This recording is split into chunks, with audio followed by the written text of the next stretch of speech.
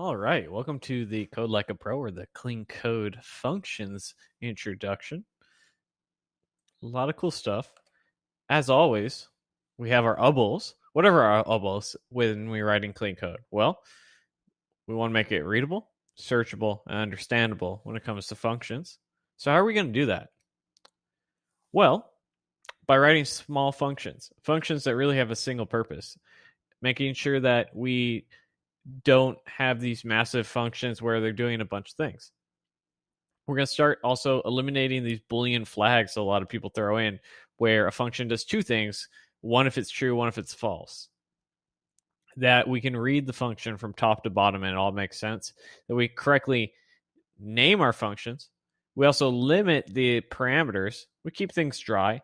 We avoid side effects when possible, and we make sure not to have globals.